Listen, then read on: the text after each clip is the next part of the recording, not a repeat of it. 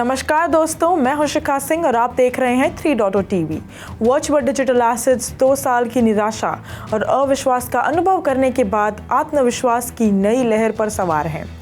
पिछले 24 घंटों में बिटकॉइन का मार्केट कैपिटलाइजेशन के हिसाब से जो सबसे बड़ी क्रिप्टो करेंसी 2021 के अंत के बाद पहली बार $50,000 के स्तर पर पहुंच गई, क्योंकि यूरोप आधारित spot bitcoin exchange traded funds ने रिकॉर्ड नेट इनफ्लोस देखा गया, जो इतिहास में सिमिलर प्रोडक्ट में पहले कभी नहीं देखा गया था।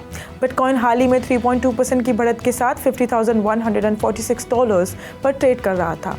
हालांकि ग्रेस्केल बिटकॉइन ट्रस्ट के आउटफ्लो में वृद्धि देखी गई थी, लेकिन नए प्रोडक्ट्स में सबसे बड़े पैमाने पर इनफ्लोस जारी है।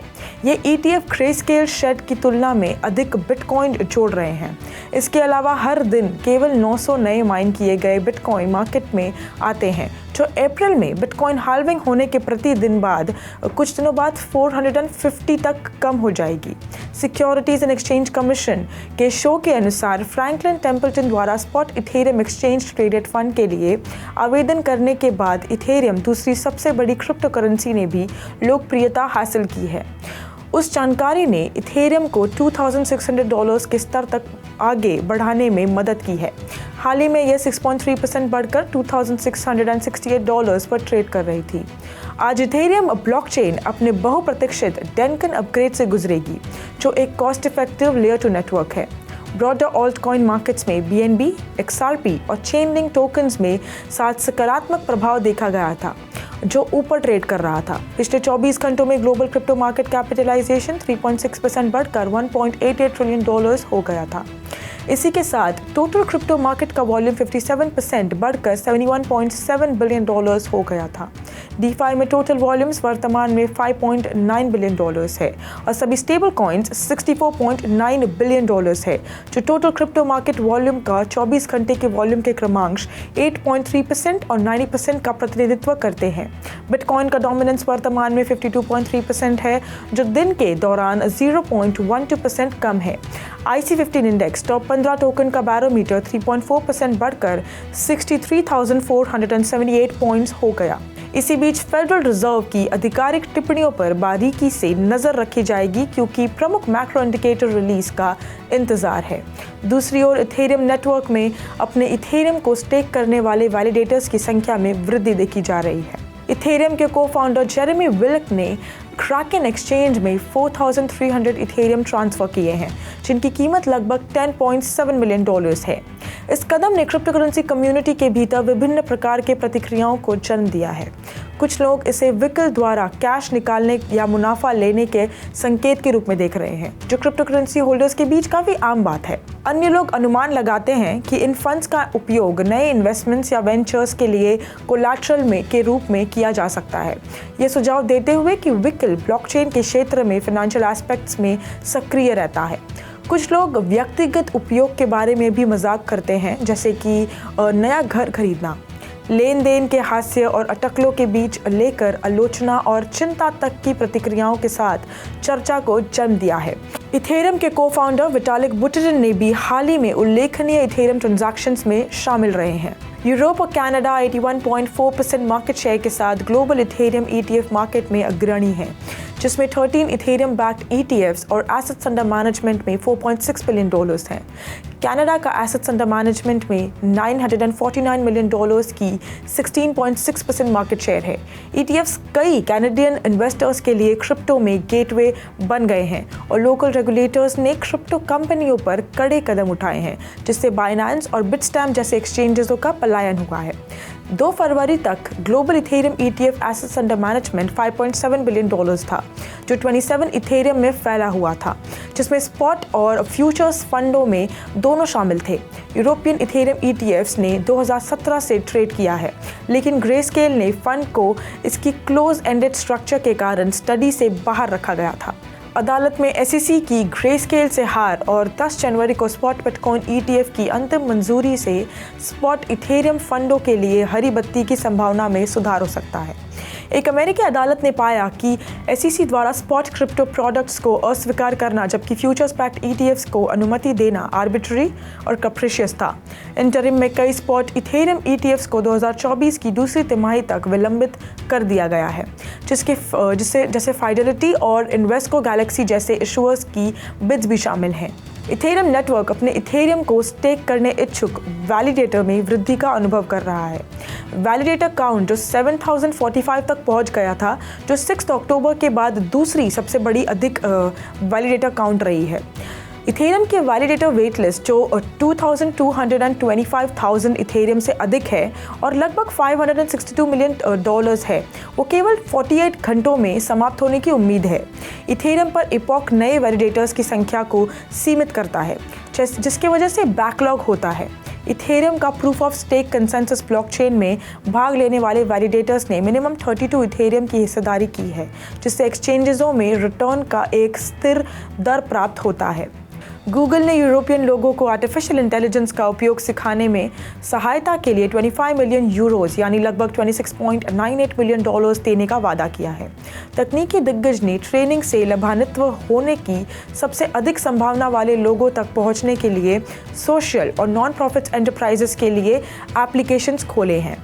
कंपनी अपनी कंपनियों को बढ़ाने के लिए AI का उपयोग करने वाली कंपनियों का समर्थन करने के लिए ग्रोथ अकेडमीज की एक नई श्रृंखला भी चलाएगी और उससे अपने free online AI training courses को 18 भाषाओं में विस्तारित करेगी। इस कार्यक्रम का उद्देश्य पूरे यूरोप में लोगों को AI के बारे में अपना ज्ञान, कौशल और आत्मविश्वास विकसित करने में मदद करना है, ताकि ये सुनिश्चित किया जा सके कि कोई भी पीछे ना छूटे। NVIDIA AI प्रोसेसर सहित क्लाउड कंप्यूटिंग फार्मों और अन्य कंपनियों के लिए विशेष AI चिप्स डिज़ाइन करने के लिए एक नई व्यावसायिक इकाई स्थापित कर रहा है। कंपनी जो हाई एंड AI चिप बाजार में लगभग 80% हिस्से का नियंत्रण करती है, उनका लक्ष्य बाजार को एक हिस्से का कब्जा करना है, जो अपने उत्पादों का विकल्प तलाशने वाली कंपनियों की बढ़ती संख्या से खुद को बचाना है। NVIDIA के ग्राहक, जिनमें OpenAI, माइक्रोसॉफ्ट, अल्फाबेट और मेटा प्लेटफॉर्म्स भी शामिल हैं, जेनेरिक AI क्षेत्र में प्रतिस्पर्धा करने के लिए इसके H100 और A100 का स्थापना करने की घोषणा करते हैं। NVIDIA अब इन कंपनियों को कस्टम AI चिप्स विकसित करने में मदद करने के लिए प्रयास कर रहा है, जो ब्रॉडकैम और मार्वल टेक्नोलॉजी जैसे प्रतिनिधित्व कंपनियों का भी प्रभावित करता है।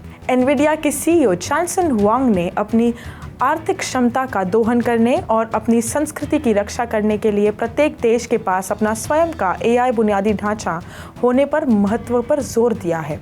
उन्होंने इस बात पर जोर दिया कि AI कंप्यूटिंग में दक्षता हासिल करने के कारण AI पहुंच का लोकतांत्रिकरण किया जाना चाहिए। वांग, जो $1.73 ट्रिलियन के मार्केट शेयर तक पहुंच गए हैं, उनका ये मानना है कि AI के खतरे के बारे में अभी भी आशंकाएं जारी हैं, क्योंकि अन्य प्रौद्योगिकियों और उद्योगों को सफलतापूर्वक विनियमित किया गया है। उन्होंने AI के बारे में लोगों को डराने और इस रहस्यमय बनाने के प्रयासों की आलोचना करते हुए कहा कि यह एक गलती है। अपने कुछ AI चिप्स पर अमेरिकी प्रतिबंधियों के एक नए दौर के बाद NVIDIA अमेरिकी नियमों का अनुपालन करने वाले नए उत्पादों के लिए नियंत्रित लाइसेंस प्राप्त करने के लिए चीन और मध्य पूर्व में ग्राहकों के साथ काम कर रहा है। हालांकि CEO ने सोमवार को इस मुद्दे को संबोधित नहीं किया। कार्ता ने विशेष इन गेम अनुभव तैयार करने के लिए एशिया के सबसे बड़े मेटावर्स प्लेटफॉर्म ज़ेपेटो में अपना स्टूडियो लॉन्च किया है। जुलाई 2021 में एरिक लॉन्ड्रे और टोनी बार्न्स द्वारा स्थापित लंदन स्थित ये कंपनी का लक्ष्य फैशन केंद्रित अवतार मंच पर अपने आरक्षजनक अनुभवों और परिमाण संचालित दृष्टिकोण को लाना है। नए स्टूडियो का नेतृत्व प्रमुख 3D कलाकार डोमिनिक सोशे कर रहे हैं, जिन्होंने पहले वर्ष के दौरान कार्ता के विकास से महत्वपूर्ण भूमिका निभाई थी। एशिया के सबसे बड़े मेटावर्स प्लेटफॉर्म ज़ेपेटो का उपयोगकर्ता उद्धार 400 मिलियन से अधिक है, जो औसतन 20 मिलियन मासाहिक सक्रिय उपयोगकर्ता हैं। ये प्लेटफॉर्म 2018 में अपनी स्थापना के बाद 3.6 मिलियन रचनाकारों के समुदाय और 2.5 बिलियन से अधिक आभासी वस्तुओं की बिक्री के साथ एक वैश्विक वर्चुअल फैशन बाजार बन गया है। मैचिंगम गेम्स ने Web3 spin off ginger Joy ने एक मैचिंगम गेम्स के वेब3 स्पिन ऑफ जिंजरजॉय ने एक इंटरऑपरेबल ब्लॉकचेन आधारित मोबाइल गेम इकोसिस्टम बनाने के लिए 1 मिलियन यूरोज जुटाए हैं। कंपनी का लक्ष्य मोबाइल के लिए देशी वेब3 गेम बनाना है जो उपयोगकर्ताओं को शीर्षकों के आइटम स्थानांतरित करने, उपयोग करने और अनलॉक करने की अनुमति देता है। Ecosystem user generated content creators और इन गेम क्रेडेंशियल्स के आधार पर स्टेकिंग मार्केट को प्रस्तुत करने के लिए ब्लॉकचेन तकनीक का उपयोग भी करेगी। जिंजरजॉय एआई के माध्यम से तेज़ी से कंटेंट डेवलपमेंट का भी समर्थन कर रहा है। रेस ट्रैक और गेम मोड उत्पन्न करने के लिए खिलाड़ी व्यवहार डेटा का उपयोग भी कर रहा है, विकास लागत कम कर रहा है और कंटेंट को उपयोगकर्ताओं की प्रतिबद्धताओं के अनुरूप बना रहा है। फ्लोकी ने एक play to earn NFT metaverse game Valhalla के लिए एक टीजर वीडियो जारी किया है और टेस्टनेट पर इसकी चीनी संस्करण का खुलासा किया है। ये गेम लाखों चीनी गेमर्स के लिए उपलब्ध होगा। वलाला को चीनी गेमिंग समुदाय के सामने उजागर करने के लिए फ्लोकी चीन में लाखों क्रिप्टो उपयोगकर्ताओं के साथ भी साझेदारी कर रहा है।